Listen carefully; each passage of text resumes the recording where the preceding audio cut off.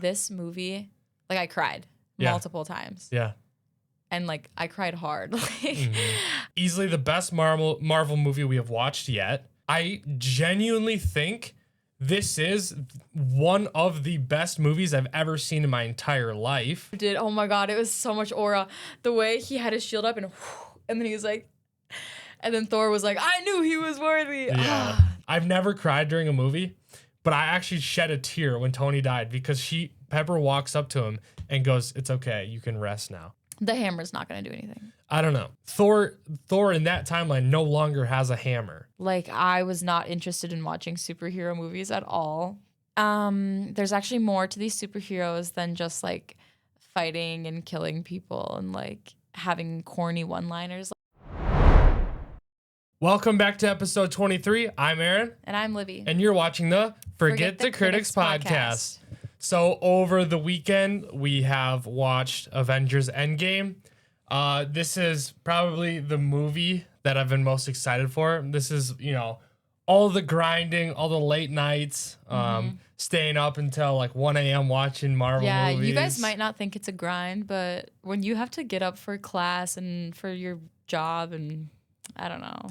We did have some late nights. Yeah, some late nights getting these movies, getting these reviews over with. But it's all paid off because of this movie and, of course, Doomsday, which we're working towards. But I feel like this movie is like a milestone. Yeah, this is like a pivotal movie for sure. And we'll get into it like later on. But to me, this almost felt like an end of an era.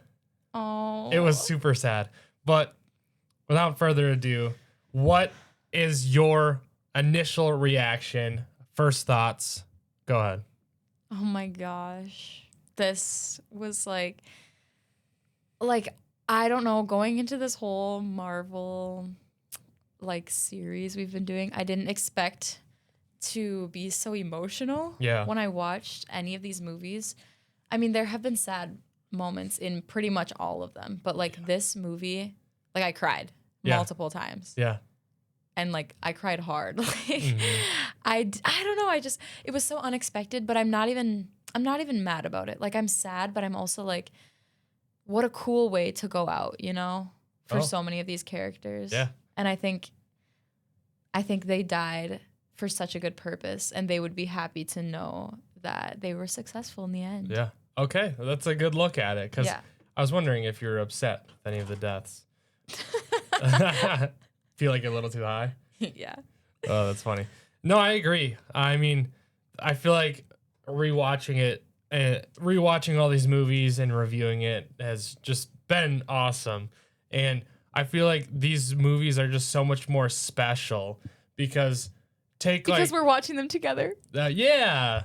Let's go, dude. No, but what I was going to say is like you take a sad movie, for instance,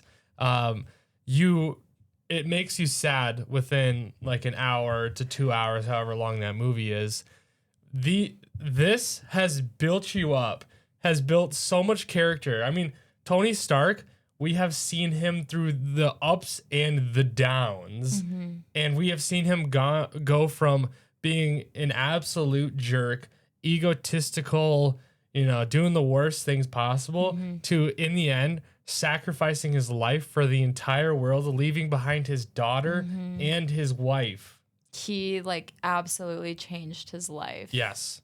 And it's so awesome to see, but at the same time, it's so sad. It's so sad because it feels like, I think since we've been doing this, I know we were talking about this before, but since we've been doing this for a few months straight, it feels like we've really gotten to know these characters. Yeah. Whereas like, I think if we had been watching these as they were released, it would have been a little bit of a different story. Yep, I agree.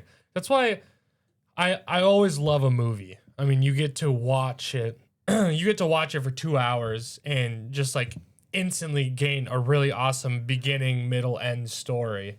But I think TV shows are so much better because exactly what we did. You get to see so much back to back.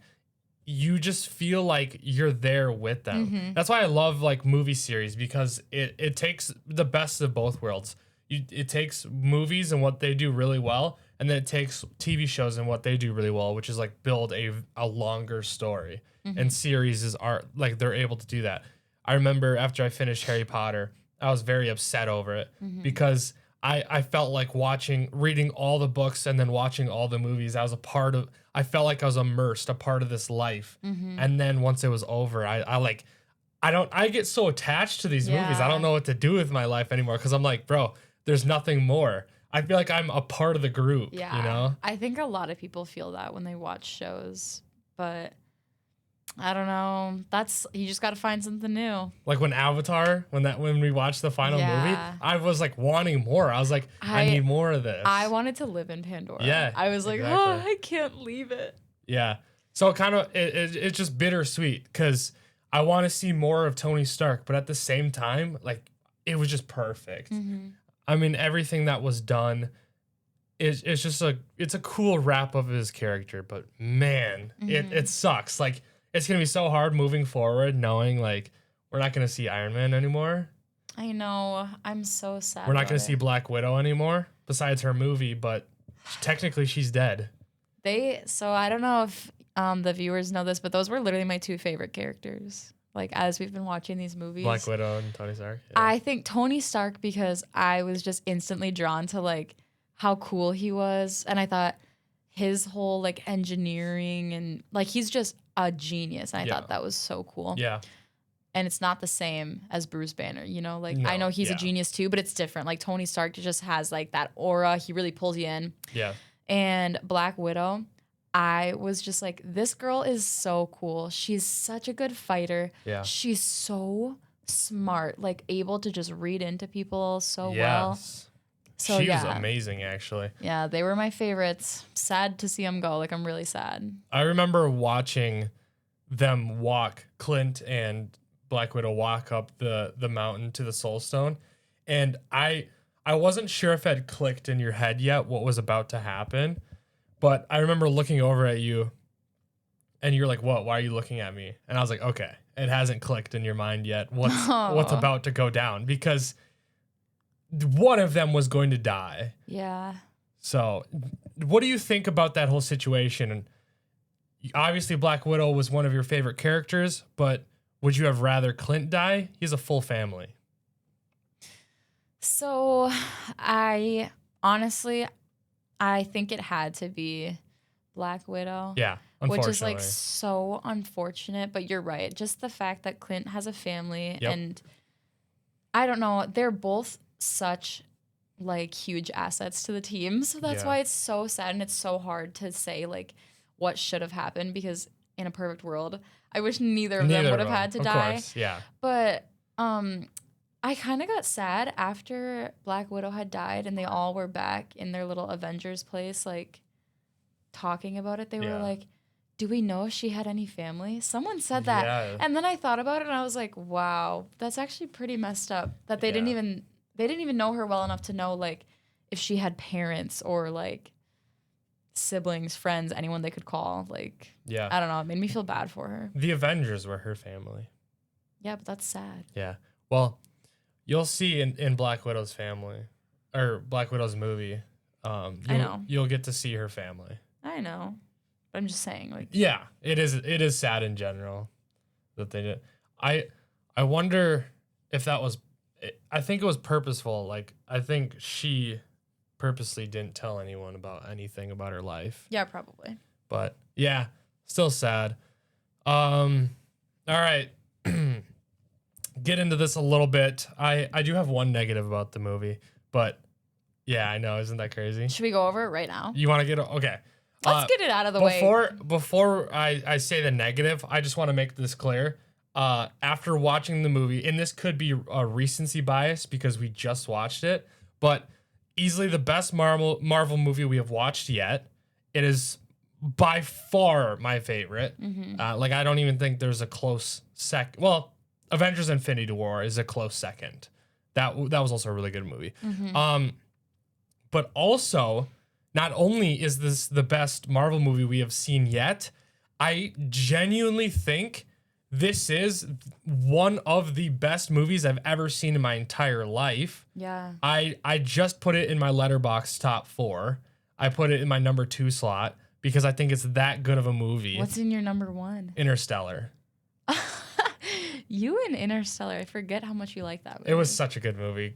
But yeah, number 2 spot in my top 4 on Letterboxd. It was that good. I took off 10 things I hate about you, but it's super good. I mean, kill me for putting a Marvel movie in my top 4, but why are you acting like that's a hot take? Because some people hate, like a lot of movie watchers are like, oh, you're putting a superhero movie in your top 5, but I don't care. I'm doing it. Okay, it's not a hot take. And if anyone is saying that, don't be mean to my boyfriend, okay? Stop. Yeah, there's people out there. Okay. Anyway, my one negative. I wish the end battle scene was longer. So the entire end scene was very long. When Thanos shot at the Avengers complex, that technically is the start of the end battle. But when I'm saying the end battle, I mean when the portals start opening and everyone comes back. I wanted that entire sequence until Iron Man snapped his fingers and Thanos was gone, because you get to see really cool scenes like Spider-Man slinging around with the gauntlet. You get to see Captain Marvel doing her thing for a little bit. You get to see all the girls doing their thing for a little bit. Scarlet Witch gets her go at Thanos. But I wanted a little bit more. Like, I wanted more chances for us to be like, damn, wow, that was a crazy combination. Like, more fighting Thanos' army, more everyone getting their chance to go at Thanos and, like, beating at him. I just wanted to see more of, like, crazy, like, combinations and, like, working between everyone. I still think it was really fun. Like, I think it was really cool, that end battle scene. I just wanted a little bit more. That is the only thing. And this was already a 3-hour movie. And it didn't feel like a 3-hour movie. It didn't feel like 3 hours at all. Yeah. So, I mean, with that added stuff, it would probably be like 3.5 hours. But, hey, that's what Avengers Doomsday is supposed to be. Like 3.5 to 3 hours and 45 minutes. Wow. So, I wonder how long that'll feel. Okay, negative out of the way. Okay. So, positives. This movie is directed and written so well. Like I said, I'm baffled. Like, I can't stop thinking about this movie. I'm so glad, like, we're rewatching things because it just hits me so different. I keep saying this over and over again, but I love it. I think the concept is so cool. So, like, going back in time and having to, like, not mess up the timeline. I think that's such an interesting concept, and I think that's what makes me really like movies. Interstellar. I love, like, the time dilation and all these different, like, out-of-the-world theories where you have to really think and understand what's going on. And I think they brought this in a really cool way. Yeah, I agree. And I like that Ant-Man got his moment. Yeah. You know, he did his big one Yes. in this movie, and he had some really good ideas. Like, without him, without that rat, if you think about it, that rat is the whole reason why he was spewed out of that little quantum portal. Is that what it's called? Quantum realm. Yeah. Quantum realm. Well, it's a portal to the realm. Yeah.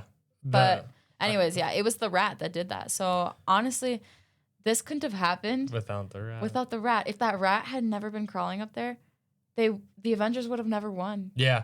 That's so funny that you say that, because later when I talk about some Easter eggs, that's one thing that it said was like, no one else is the winner of this story besides that rat. Yeah. And I didn't even like think of that.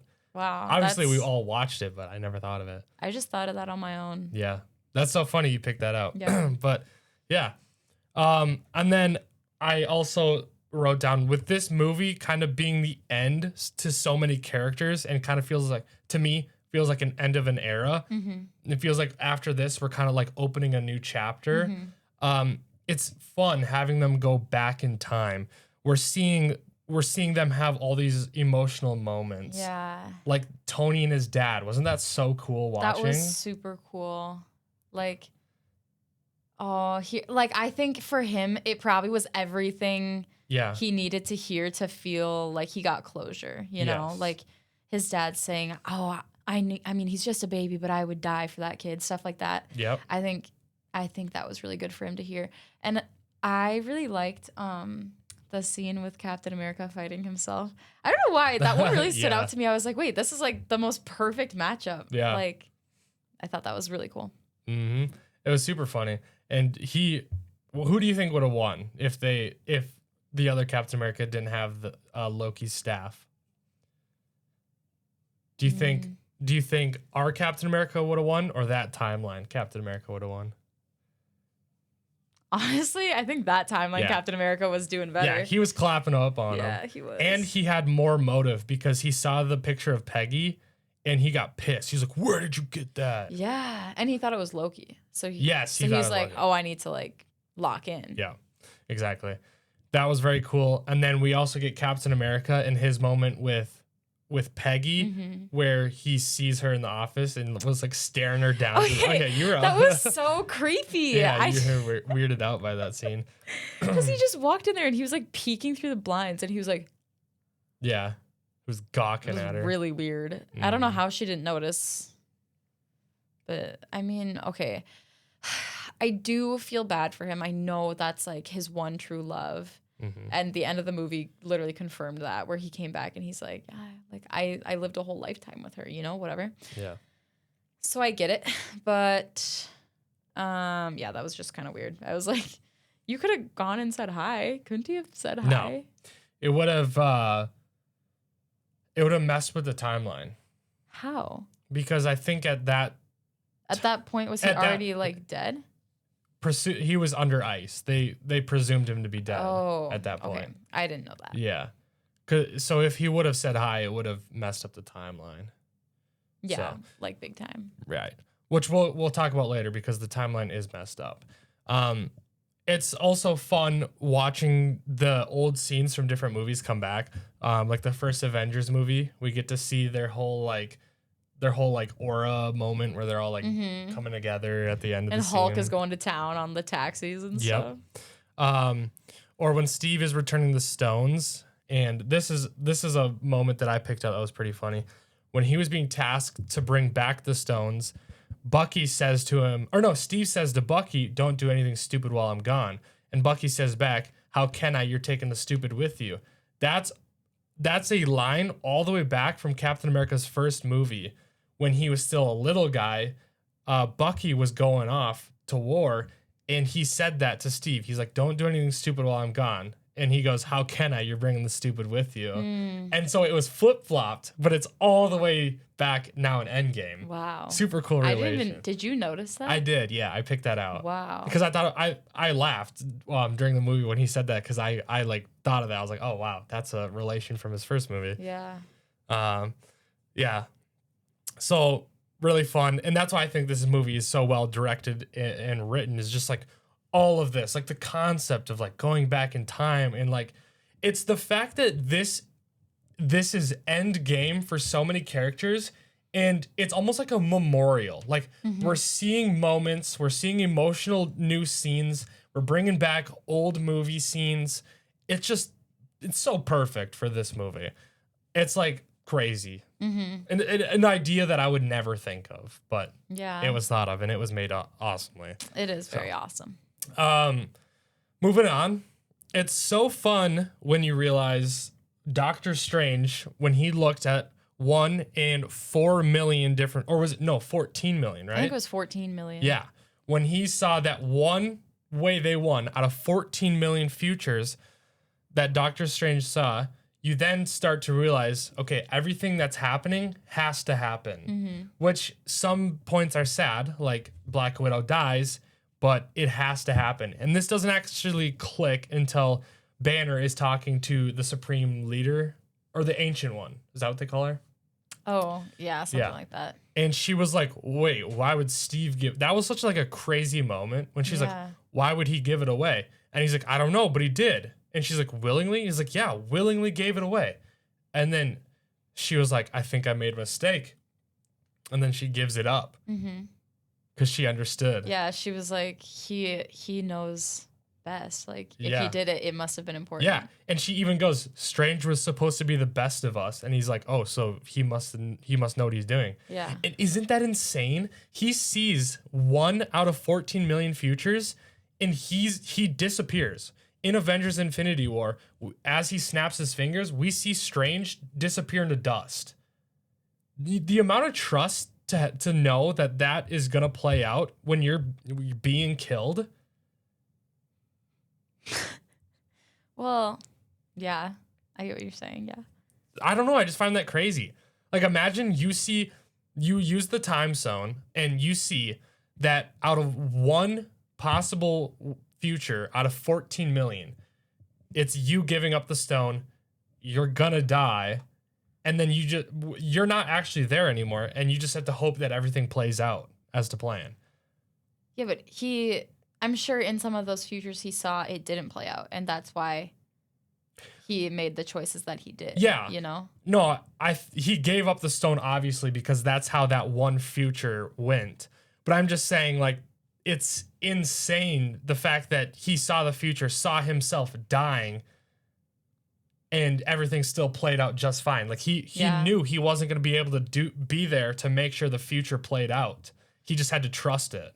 Yeah. Because he was dead. That was very selfless. Yeah, that's what I'm saying. Like, he wasn't there to make sure that the future played out exactly how it was to win. He just had to trust it. Mm-hmm. So that's what I think is very cool. But then what's even better, too, is what do you think from this moment? Doctor Strange is holding up the water, and this is when Tony is, like, kind of the last one left, and he's got the glove gauntlet. He's got Thanos has the gauntlet on, and Tony looks over at Strange, and Strange goes like this. Holds up a 1 towards him. And then that's when Tony goes and grabs the stones. Do you think there was a sign from Doctor Strange? What do you think? Did you catch that at all? No? I honestly went right over my head. Oh, yeah, that's like another crazy moment from Doctor Strange is Tony, like, even before this, talks to him, and he's like, hey, you said 1 out of 14 million chances. Is this the one? He's like, if I told you, it might not happen. And then he's like, okay, I better hope this is the one. Oh. And then later on, he holds up a 1 towards him, and it was like a sign, like that's confirmed that's what that meant. I don't know. Just like having a theory? I'm just it probably is confirmed. I'm not really sure because, like, why would they have him hold up a 1 towards him? But I'm thinking he's holding up a 1 towards Tony, like saying like this is your one chance. Like this is the one. Yeah. And like that in Tony's head, like, okay. Yeah, like, that makes perfect everything sense. that it's gonna play out. So very cool. Another thing that I really liked about this movie was, and I kind of been saying this with all these like crazy moments, but this is a movie that feels like a one-up movie where every single moment feels like it's one-upping the one before it.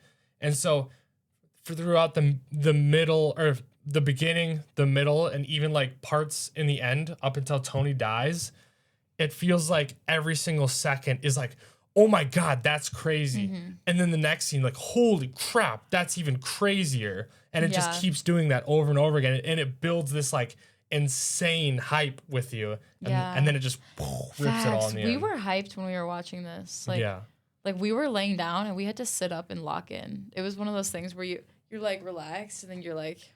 Yeah, stand up and lock in. Yeah. Oh my gosh, crazy. But then, at the end, it tears all of that down with Tony dying, Black Widow dying, Captain America is basically dead. Tony's daughter is all alone now. The funeral was... All alone? Oh, sorry. She has her mom. Pepper's there, yeah. But I'm just saying because Tony's dead, so like she doesn't have a dad. But the funeral is sad. It's hard to continue with all that happening. Well, the thing is, though, that, like, you have to go into it open-minded. Like, we were able to love these characters so much, we're going to find more that we can love, you know? Yeah. Well, we're going to see Tony come back as Doctor Doom. So that'll be interesting. Yeah, and aren't they also releasing an Avengers Endgame with a different ending? Yeah. And we'll have to go watch that. Yeah. So I'm curious what they would change. Yeah, me too. I don't know if it's... Yeah, what exactly... What if Tony doesn't die? No, it won't be that. What if he doesn't die? What if instead it like possesses him and that's why he becomes a villain? I don't know. I don't think so. But what I heard was the reason they're changing it is because in another Ant-Man movie, there's a villain, and that villain was supposed to be like this massive, like pivotal thing, and he ended up getting arrested for something in real life. And so then Marvel had to pivot, and now Doom is the new villain. So now... Why does RDJ have to play him? Exactly. Why does RDJ have to play him? Which some people are like, okay, this might be sloppy if it doesn't make any sense, or it could be like the best movie ever if somehow they have a really good reason for relating it to him. Because imagine like you said, what if the stones possessed him and now he's Doctor Doom? That would be pretty cool. But I don't think RDJ can just play Doctor Doom and it just be fine. Because like if the characters, like if we think about this, if a character like Thor knows what Tony looks like. If Thor sees Doctor Doom as Tony, he's gonna be completely like baffled. He's gonna be like, "What's going on here?" And so they have to explain that. There's no way they're gonna explain it. What if they don't, dude? What if they don't? Why are you putting so much doubt on Marvel? I don't know, but just because I see a ton of people online saying it too. You can't believe everything you see online. Yeah, but you can believe some of it. Well, you can choose what to believe in. All right. Go into it open-minded. Okay, so you're trusting in Marvel. Yeah, dude, they're not gonna leave it open-ended like that, where we're gonna be like, oh, so this is Iron Man, but now he has a different name and nobody recognizes him. It's not gonna be like that. Keep an open mind. There's always a possibility. Okay. You thought you cooked with that. I have some questions for you. Okay. So number one, what did you think about Hulk and Banner now being like a neutral one being? You had said earlier that you were seeing signs. You were seeing signs of Hulk being like more scared and weird, and you were saying Banner too was acting off. Wait, when did I say that? You said this earlier in... There was a certain movie like saying that I saw this coming. Not this in particular, but you were asking me why Hulk was acting so weird. Oh. Yeah. Like honestly, I think it's good that he's like come to terms with his green side. Yeah. But also, as we saw, it's like I feel like he doesn't get as mad, and his like anger and aggression is what makes Hulk Hulk. You know, like he's so violent and like he's still strong and he still is able to like fight well, but it's just not the same. Yeah. I think he's coming back though, because in a movie or in a show, She-Hulk, there's a wristband that allows you to just switch back and forth. And so in Spider-Man Brand New Day, apparently he has that. And so he'll be able to switch back and forth. Okay. But yeah, the whole reason for them combining the two was like in Infinity War, we saw how Hulk was having issues. Like Banner couldn't get Hulk to come out. And so like this was the accommodation, was like combining the two. And a lot of people don't really like it. But honestly, I thought it was kind of funny. Like I liked seeing Hulk wearing normal people clothes. Yeah. You did think that was funny. Yeah. Bro, that was such a funny scene when he was like taking pictures with someone and Ant-Man's like, hey, do you want to take a picture with me? I'm Ant-Man. Yeah. And they're like, oh, who?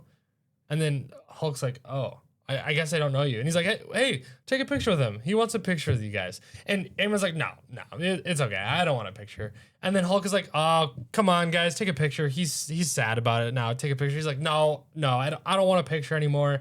It's fine. And then they're like, well, I guess if you want a picture, we can take a picture. Hulk's like, yeah, come on, take a picture. He's like, no, I'm fine. I don't want a picture anymore. Yeah. That was so funny. I didn't realize he was like a fan favorite with the little kids like that. That was funny to me. And I don't think they did as bad with Ant-Man's humor in this one. I don't think it was as stupid. I agree. They took him more seriously. So that was good. What did you think about Captain America going back to live a normal life? It did not surprise me at all. He has been like yearning for Peggy ever since he came out of the ice. Yeah. You know, that poor man. And I think the movie was kind of hinting at it because he was talking about, he's like, you know, I always just tell people to move on and get over it. He was having this conversation with Natasha. Yeah. He was like, I just keep telling people to move on and, you know, like whatever. That was foreshadowing literally for him just not being able to move on from his one true love. And you can't blame him. Right. I don't like it because I miss Captain America. I do too. But I don't know. I think, I don't know. It's so hard. I'm seeing both sides. Like, part of me is like, it's so unfair to him that he was frozen and didn't get to live out his perfect life with his woman and, you know, have a family or whatever. But then the other part of me is like, it's so unfair that he knows he's a superhuman and he's like not going to continue to help the world anymore. Yeah. Like, he's just giving it up. Yeah. I would be so sad. Like, he left Sam behind. Mm-hmm. He left Bucky behind. Mm-hmm. He left all the other guys behind. Like, if I were them, I'd be like, damn, bro. I'd be kind of upset. Like, Bucky, he's in the same shoes, if not worse, than Captain America, in my opinion. Bucky has been brainwashed against his will. He has murdered people he never wanted to. Mm-hmm. He's been hunted by the government. He can barely show his face. Yeah. But you have to think about it, though. Captain America doing this, he's probably assuming, like, you know, this movie was over a 5-year span, and they were the entire time just trying to think of a way to defeat Thanos. And I think now that he's defeated, he's probably like, you know, us Avengers, like, we did what we needed to do. And maybe he just thinks that they're done. Like, that's probably the biggest threat his mind can even fathom. No, I agree. I think that's exactly what he was going through. Because, I mean, in that moment, who's bigger and badder than Thanos? So he probably thinks he's done his deed. Yeah. So, no, that makes sense. I just still miss him. Mm-hmm. And I'm glad we're at this point, because after this movie is where I got a little bit upset, is because there's a show that comes out called Captain America and the Winter Soldier. And it's Sam and Bucky, because they kind of become good friends. Mm-hmm. And those two like team up. But then there's this new guy that comes in and he tries to become a new Captain America. His name is John Walker. I've been told that if I would have sat it through, that I would have liked the show, but I couldn't stand watching someone else try and be Captain America because he just wasn't my GOAT. And so then I called it quits and I gave it up. Mm-hmm. And yeah, that's where things started to go downhill for me. Okay. Why do you think they killed all of these characters? Do you think there's any reason for that? You know, I guess I'm not sure. I didn't think about why they would have done it. I don't know either. Maybe just for the dramatic effect. Yeah.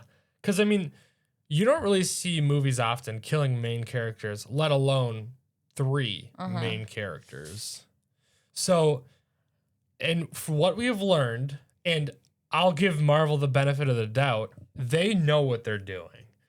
From movie 1, they have tied in everything all the way back to even Endgame. Like things that they didn't know were going to be in this movie were in this movie from when they were creating earlier ones. Like everything ties, everything has a plan. They know what they're doing. And so I don't think they would just kill 3 people to kill 3 people. I agree. But even though it does suck. Yeah, obviously it's sad. I feel like they mostly did it for the dramatic effect. I mean, the actors were getting old. You have to think of a way to bring new people in. Maybe fans at the time were like saying the material was being reused. There's a lot of things that could go into it.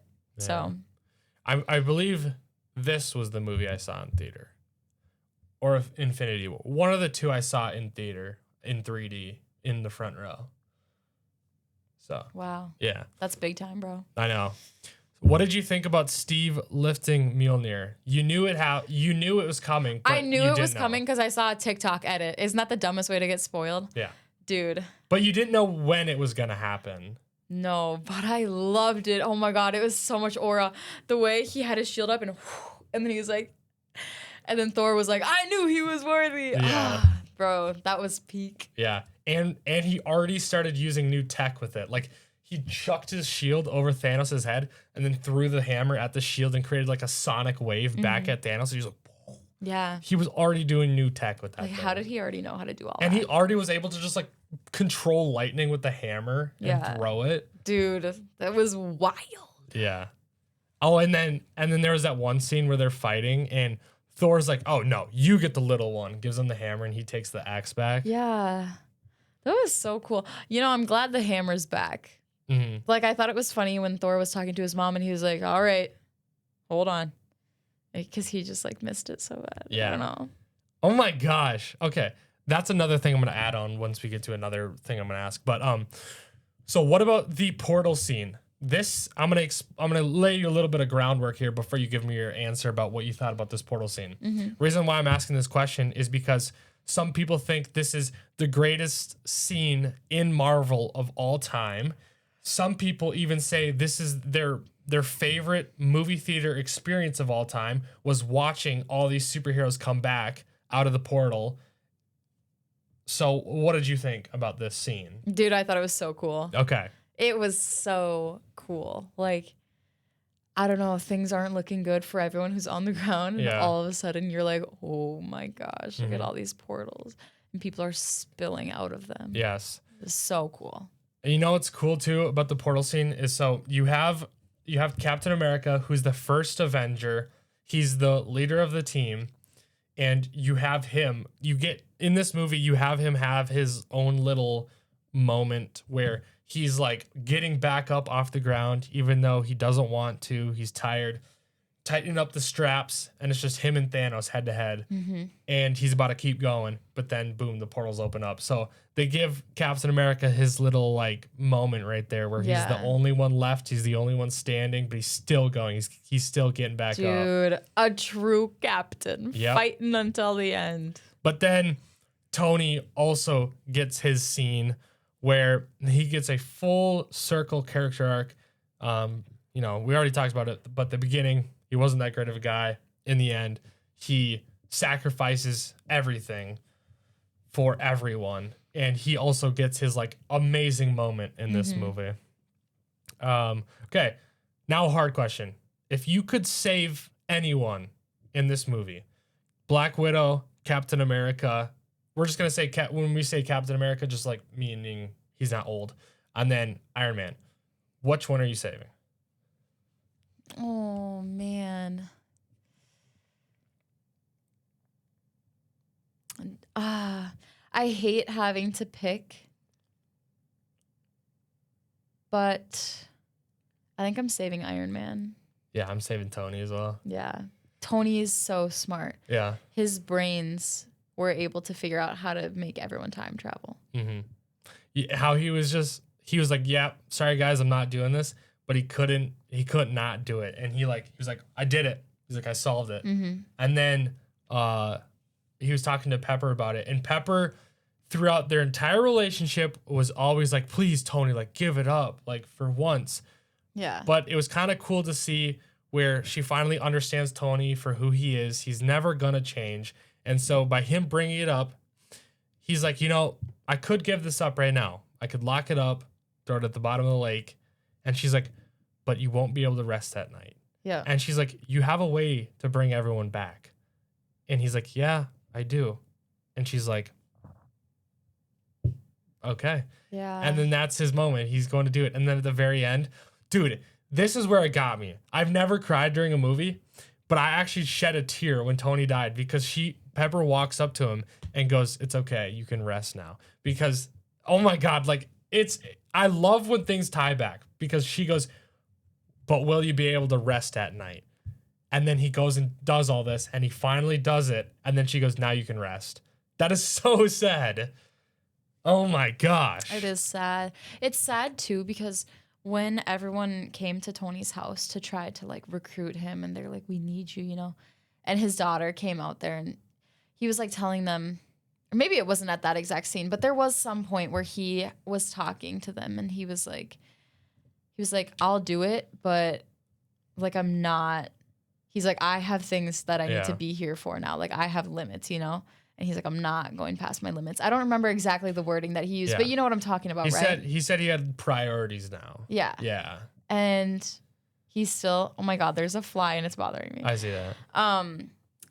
Yeah, but just like for him to say that, when he said that, I was like, he's not gonna have like those priorities, you know? Like I feel like he's gonna do exactly what you were saying. Like he is not gonna stop until he does everything he can. Yep. Oh.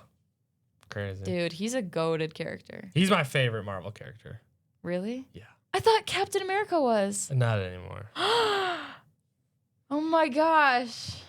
I'm on the Tony train now. Dude. All right, I've been on the Tony train. I know. I don't know. It's like, do I take peak? Here's what I think. I like Captain America as a superhero. Mm-hmm. But I don't know, how do I compare this?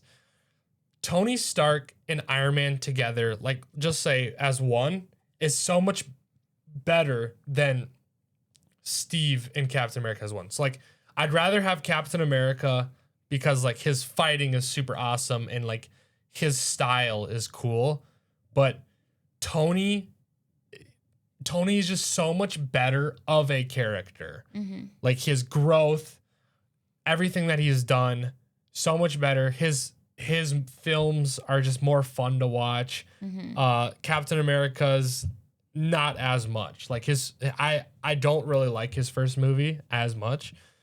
So, but I don't know. It's so hard because I just love Captain America too. But yeah, I think Tony's got him beat. So. I'm glad you're like. But I'd kill to have them both back. So. Yeah. All right. I would too, because that's the thing is they are like a very, very good duo. Mm-hmm. You know, like Captain America's leadership skills are kind of what carries the team in a sense. Everyone has their own strengths, but he's a good leader and he's like, I feel like a very good team player. Mm-hmm. Tony's not so much a team player, and we've seen that before, but you know, like without Tony, none of this could have happened. Yeah. And you know what's also cool about Tony during this movie is we get to see a little bit more into his life. Obviously, he has a daughter and Pepper as his wife, but we also get to see a little bit of a father figure moment with him and Peter. Mm-hmm. We get to see how much he actually cares for Peter because of that picture frame on his shelf. Like, he doesn't have anyone else. Like, he could have had, you know, Captain America, like someone else on the Avengers there, but it was Peter, and he doesn't know Peter that long. Yeah. But he's kind of like taking a father figure role to him, and he feels so much guilt for him disappearing, even though it wasn't his fault. This is random, but when Tony and Nebula were up in that spaceship in the start of the movie, and Nebula was able to launch it back down into Earth. No, Captain Marvel came to pick him up. Oh, she did? Yeah. Oh yeah, you're right. Okay, well, that's besides the point. When they came back down to Earth and Tony and Captain America saw each other, was that the first time they had an encounter or like an interaction with each other since Civil War? Yes. That's insane. Yeah. We've had so many movies go by since then and they haven't interacted. And it's like, I don't know, I feel like you could feel that when they were together. They were like, oh my God, like. Yeah. It was a little like their first time seeing each other, but also at the same time, it was still a little bit awkward. And I feel like Tony still had a sour taste in his mouth. Captain America, not as much. But he was still like, you said we were gonna lose together. Where were you? Yeah. We didn't lose together. Yeah, dude, Tony was like off a perk. Yeah. Oh my gosh. He wanted to put a suit of armor around the world. And he said if that would have happened, none of this would have went down. But that was the whole thing he wanted to do in Age of Ultron with creating Ultron, was to like, it was part of his process of protecting the world. But yeah, super crazy. Yeah. All right. Do you think Marvel killed too many characters?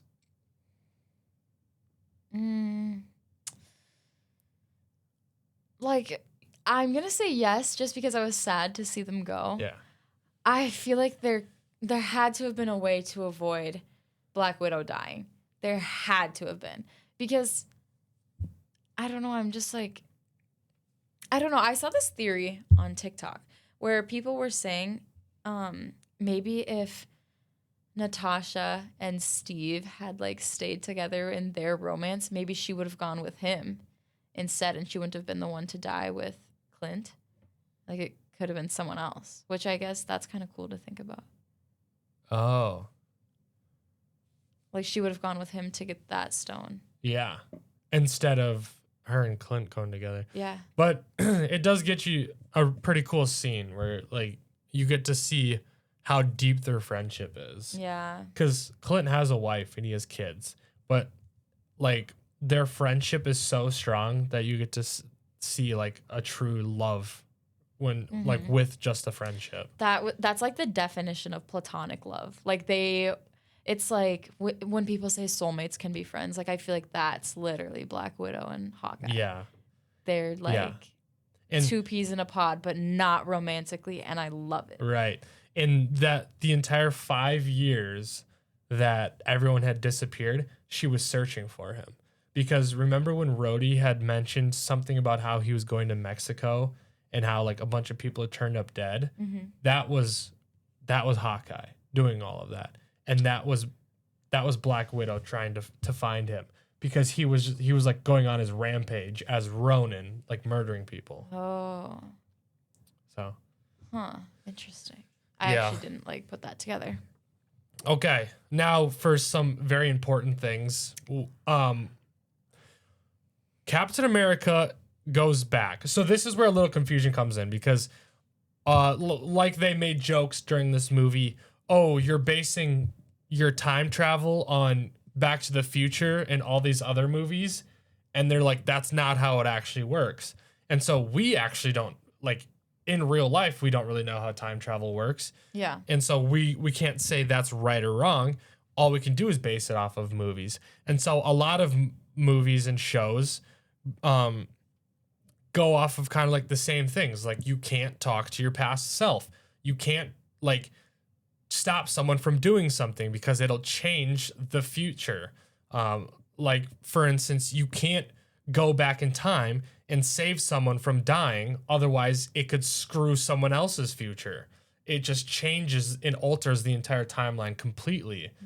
But in this movie, they're like, you can't talk to your past selves. And the guy's like, what? Are you stupid? That's not how it works. So it's kind of a confusion of what will mess up the timeline or not. Yeah, it was kind of confusing. Like, what are the rules? Exactly. But some things that we for sure think did mess up the timeline is, and we have two timelines here. So we have, I'll just reference our timeline as the main one we were following. But then the other timeline was the other Thanos. Because technically in our timeline, Thanos was killed in the beginning of the movie.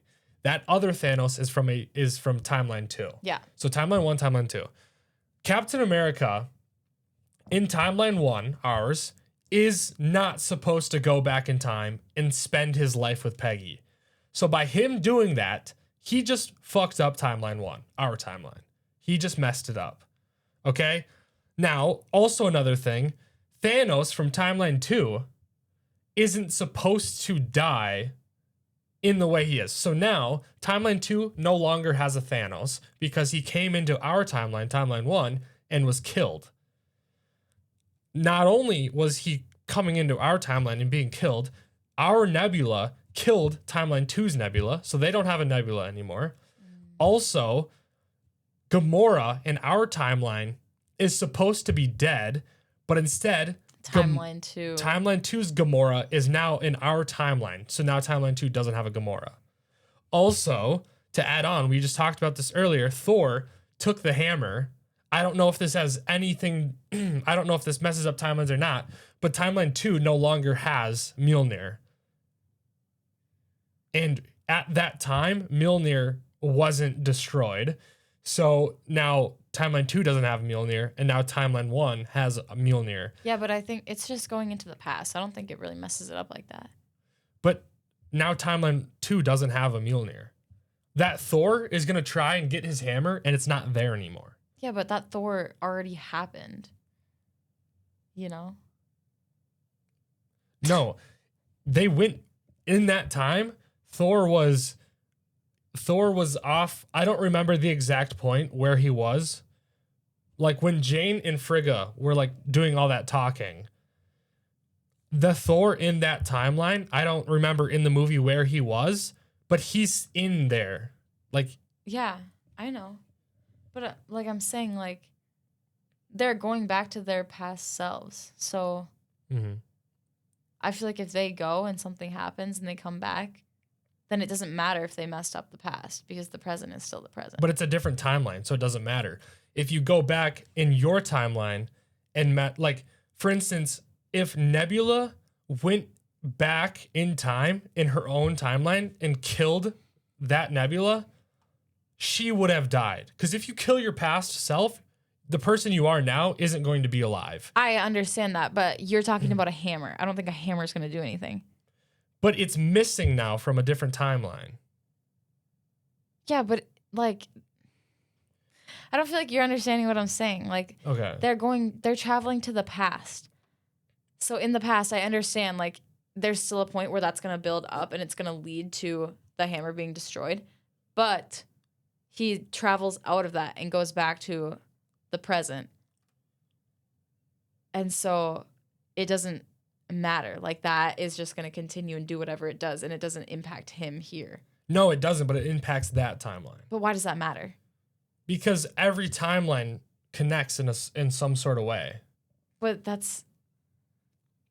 I don't think the hammer does, though. I'm not going to lie. I don't think that's going to screw things up. Like Nebula killing her past self. Or does she kill her future self? No, she kills her past self. But in a different timeline. That's why she doesn't actually die. The hammer's not going to do anything. I don't know. That's why the rules are confusing. Because, for instance, say I went back in time and I burnt your microphone. It would all of a sudden disappear. Thor in that timeline no longer has a hammer.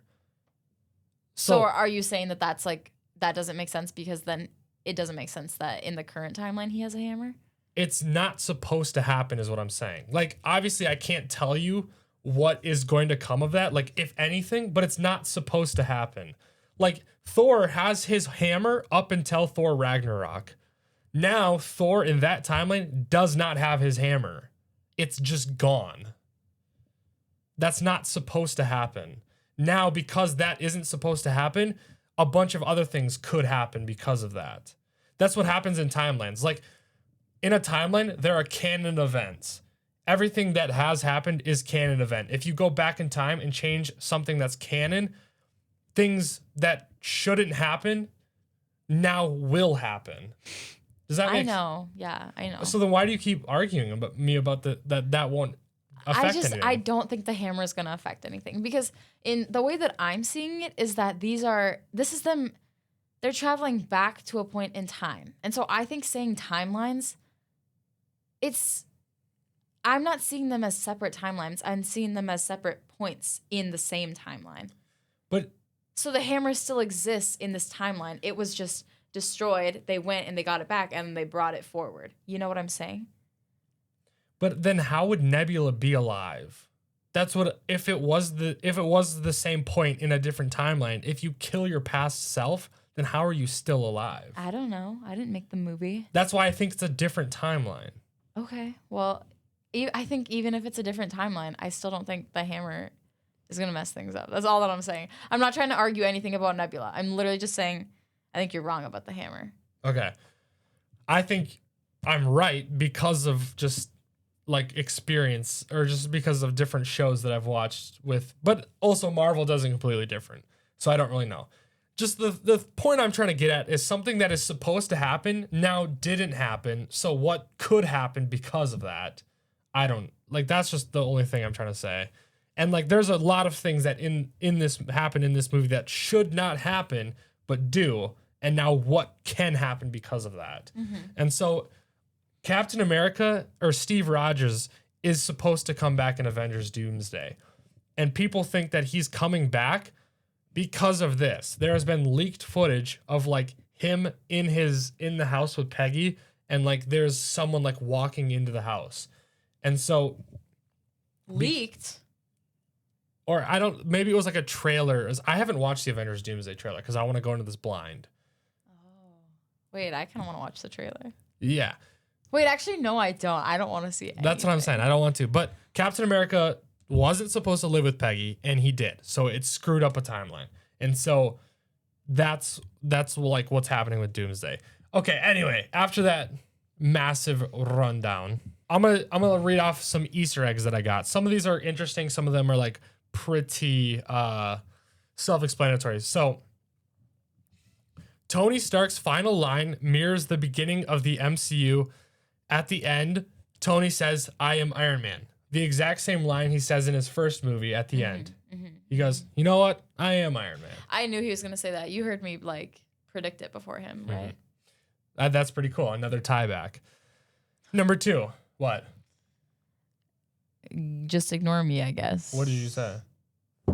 Bro, what? I said, did you hear me predict that? I said, yeah, I did. That's pretty cool. Oh, I didn't hear you say, yeah, I did. I think you just went, yeah, that's pretty cool. I said, yeah, I did. That is pretty cool. Nope, run it back. He didn't say that. Okay. Anyway, Captain America was always worthy. In Avengers Age of Ultron, we see him slightly move the hammer. Number 3, the elevator scene is a Winter Soldier callback when he says, "Hail Hydra," because he was in that elevator with them before. Mm-hmm. This one was... See, but like, wouldn't that mess up? Dude, everything that they do should have messed up a timeline. Yeah, but that's what I'm saying. It's like really confusing. It's like, confusing. The rules are so bent. Because like little things that, I don't know. That's when I was saying in the beginning, like a lot of shows do it differently than what Endgame is doing. Like watching The Flash, there's a lot of like time travel in The Flash, and there's a lot of things that you can't do. Like I remember there was one episode where The Flash saved his wife from dying, and then like that really messed up the timeline because now something else happened. Yeah. But anyway, Tony finally gets the cheeseburger. So when I read this, I was like a little like, what does this mean? But after Tony dies, Happy asks Morgan what she wants. She says cheeseburgers. Back in Iron Man, the first thing Tony wants after escaping the captivity was a cheeseburger. So it's another like tiny callback. Mm-hmm. I think a bit of a stretch, but still pretty cool, I guess. This one is interesting. So Thor's mother predicts the future. When Thor visits Frigga, she immediately realizes he's from the future. She's like, "You're not the Thor that I know." Mm-hmm. And then he goes, "Yeah, you're right. Okay, I'm sorry. I feel like this is like not that impressive that she's like, "You're not the normal Thor." Like, yeah, he's 100 pounds heavier and has dreadlocks. Pretty sure that's not the same dude you saw 2 days ago before he left, what is that called? Asgard? Asgard, yeah. I don't know. It could have been Loki, but like instantly a normal person would be like, "You're from the future." So, but she says she was raised by witches. And so a lot of fans think she actually knows more about what she was letting on during that conversation. Like she possibly could have known what was going on, which is pretty interesting to think about. Yeah, it is. You had already said this, but the rat is the one who actually saved the entire universe, which is crazy call from you. Yeah, it is. That's a shout and a half if I've ever seen one. Yeah. Thanos never actually learned his lesson. So Infinity War Thanos sacrifices everything to achieve his goal. Endgame Thanos is younger. When he sees the future that he decides when he's older, he just decides, oh, I'll just destroy the entire world. This proves that like he actually never learns anything. Number 8. Every original Avengers gets a moment during this movie. So Iron Man gets his final sacrifice scene. Captain America gets the Mjolnir and the Peggy ending. Thor gets like emotional healing. Oh, which actually I'm gonna ask you some questions about Thor in a little bit. Hulk snaps, brings everyone back. He gets that moment. Hawkeye has his Ronin arc, and then the Natasha sacrifice. They have their like little duo there. And then Black Widow, of course, the Soul Stone sacrifice. So this movie is like a goodbye letter to the original team. Oh. What if I'm not ready? I'm not ready. The women team up was intentional. This scene where all the female heroes gather around Captain Marvel was Marvel's way of showing how much the MCU had changed since Iron Man, which is super cool. Because like they're celebrating having more like girls as fans. Yeah. That's cool. Because I remember in Infinity War, we were both like, oh, that's super cool that they're having their fun little moment. Because in Infinity War? Yeah, remember when those like massive like chainsaw wheels were like cutting up the ground and Black Widow was like having a fight and then all of a sudden like Scarlet Witch actually I don't remember which one it was. But one of the girls was like it was like Wanda. Oh shoot, I'm leaking stuff. Who's Scarlet Witch? Just forget I said that. I feel like that's like the second time you've said that. I'm like, I went along with it the first time, but I was like, who's that character? That's Wanda. She turns into someone called Scarlet Witch. You'll see. You'll see in the future. Okay. Yeah. But they had another like. They had another. I also say Scarlet Witch because whenever I play Marvel Rivals, she's just called Scarlet Witch. Not Wanda? No. But okay. Anyway. So this is actually super cool. I don't know if you picked this out. The funeral scene contains almost every hero ever. One person many people miss, that teenager standing alone, is Harley Keener, the kid from Iron Man 3 who helped Tony fix his suit. How are we supposed to know that it's that kid? I don't know, but that's who it was. This is stuff that bothers me. Like, because I'm like, that would be so cool if you're in the moment and you're like, oh my God, that's that kid from Tony's third movie. But no, nobody knows. Yeah. So we're just seeing this random person and we're just left to be like, I don't know who that is. Like where did this information come from? I don't. Someone probably confirmed it was true. Maybe it was the same kid though. Like the same actor. The same actor. I don't know. Maybe. But I don't know if you remember seeing that kid, but I do. Yeah. That's who it was. So Steve's final dance. At the very end, Steve dances with Peggy. The song playing is the same song they almost danced to in Captain America: The First Avenger before he crashed the plane.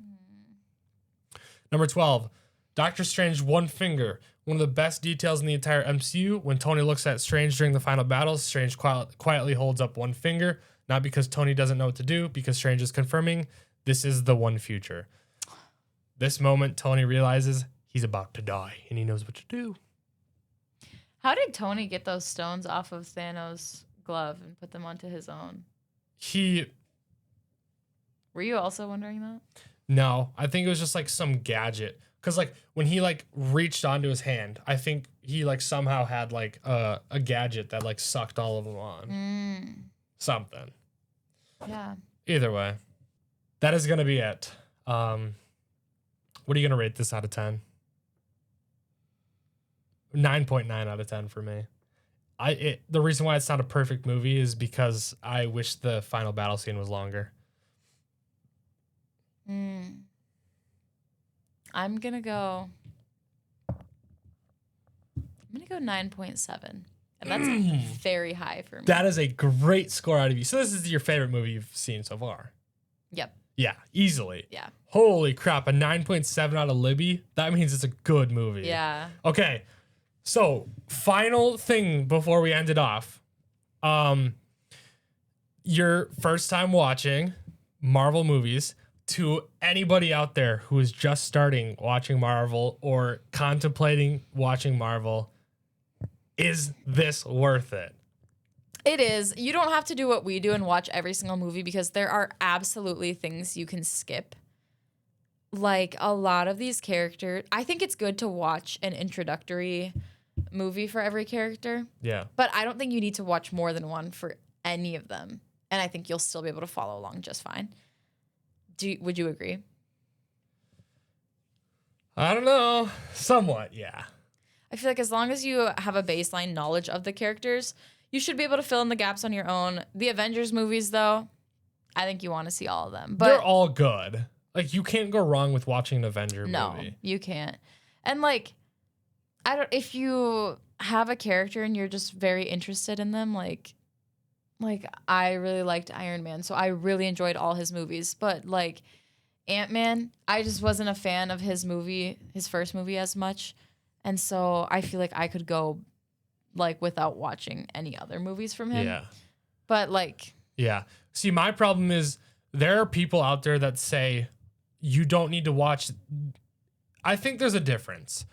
Like, if your end goal is watching Endgame, if you're like, okay, I want to know all the information to watch Endgame and understand what's going on, I feel like you need to watch every single movie up until that point. But if you, okay, maybe. Honestly, I think you could almost just watch all the Avenger movies and skip everyone's individual movie. No, I don't think so. Like, I think you can skip Iron Man 2, 3. You can probably skip, I think maybe, I don't know. Like, you can't skip all of them because because you do kind of need like the background for everyone. Like Ant-Man, you can't skip Ant-Man and the Wasp because that's when they introduce you to the quantum realm. And then you can't really skip Thor's movies because that's where you learn about how his hammer's destroyed. And that's important in this movie. You cannot skip the Avengers movies. Well, you're saying you can't. I think you could, and you could fill in the gaps. I just wouldn't. You're not gonna have like, I think if you're balling on a budget, yeah, sure. You're trying to get through this quickly. Yeah, if you're balling on a budget, that's okay. But I just wouldn't recommend it. But anyway, you'd be okay. But truly, this, like, I don't even know if our demographic that watches these kinds of videos are like girls, but I think I can speak for a lot of girls when I say, like, I was not interested in watching superhero movies at all going into this.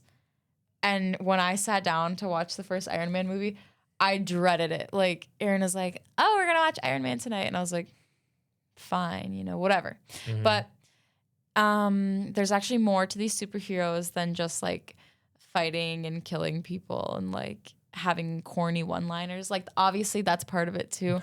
But these movies do have plot and it's very interesting. And as we've already discussed, like, we've really grown an appreciation for all of these characters. Yeah. Why do I feel like we're getting so serious about this? Because this is that serious, bro. It honestly is. Like, yeah. All right, guys. That is going to be a review. Let us know down in the comments what you think. What you think about the movie. What you think about our review. Make sure to subscribe. Hit that like button. Make sure to turn on that notification bell so you can see more content from us. You can follow Libby's journey. We're actually treading into territory that I haven't even seen. Ant-Man's new movie, haven't seen it. Some newer movies that have came out, I haven't seen yet. So there's going to be some first reactions out of me too coming soon, which is going to be kind of fun. But thank you guys for watching, and we'll see you guys next time.